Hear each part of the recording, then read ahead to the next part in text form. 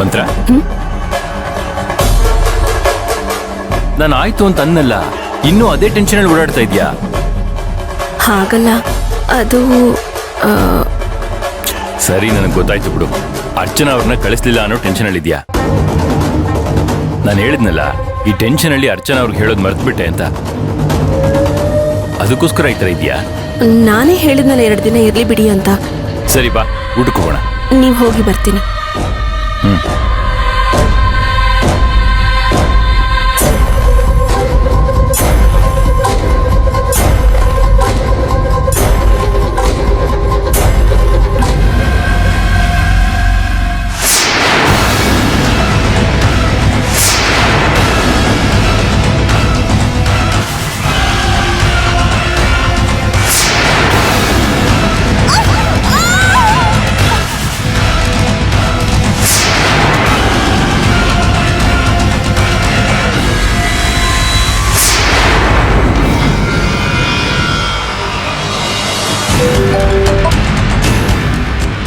Hello, ನಾನೇನೋ ಕಳಿಸಿದೆ ಮೊಬೈಲಲ್ಲಿ, ನೋಡ್ಲಿಲ್ವಾ?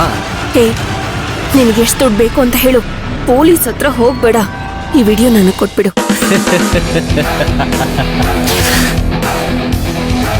ಇದಕ್ಕೂ ಮುಂಚೆ ಫೋನ್ ಮಾಡಿದಾಗ ಪೊಲೀಸ್ನವ್ರು ಕೊಟ್ಬಿಡು ಅಂತ ಅಂದ್ಬಿಟ್ಟೆ. ಇವಾಗ ನೋಡಿದ್ರೆ ಕೊಡ್ಬೇಡ ಅಂತಿದೀಯಾ? ನಾನೇನಾದ್ರೂ ಕೊಟ್ರೆ ಅವ್ರು ನಿನ್ನ ಗಲ್ಲಿಗೆ ಸುಡ್ತಾರೆ, ಇಲ್ವಾ ಜೀವನ ಪೂರ್ತಿ ಗಂಜಿ ಕುಡ್ಕೊಂಡಿರ್ಬೇಕಾಗುತ್ತೆ. ಏನ್ ಮಾಡ್ಲಿ? ಕೊಟ್ಬಿಡ್ಲಾ? ಹಾಗೆಲ್ಲ ಮಾಡ್ಬೇಡ ಪ್ಲೀಸ್. ಹಾಗ್ ಬಾ ದಾರಿಗೆ. ಹೇಳು, ನಿನಗೆ ಎಷ್ಟು ದುಡ್ಡು ಬೇಕು? ಇವತ್ತು ಸಾಯಂಕಾಲ ಯೋಚನೆ ಮಾಡಿ ಫೋನ್ ಮಾಡ್ತೀನಿ.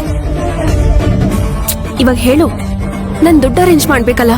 ನೀನ್ ಎಷ್ಟು ದುಡ್ಡು ಕೊಡ್ಬೇಕು, ನೀನ್ ಯಾವ ರೀತಿ ಕೊಡ್ಬೇಕು ಅಂತ ನಾನು ಯೋಚನೆ ಮಾಡಕ್ಕೆ ಸ್ವಲ್ಪ ಟೈಮ್ ಬೇಕಲ್ವಾ? ನೋಡು, ನಂಗೆ ಟೆನ್ಷನ್ ತಡ್ಕೊಳಕ್ ಆಗ್ತಿಲ್ಲ. ತುಂಬಾ ಅರ್ಜೆಂಟ್ ಮಾಡಬೇಡ.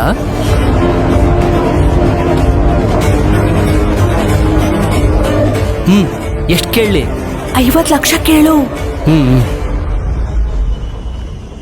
ನನಗೆ 50 ಲಕ್ಷ ರೂಪಾಯಿ ಬೇಕು.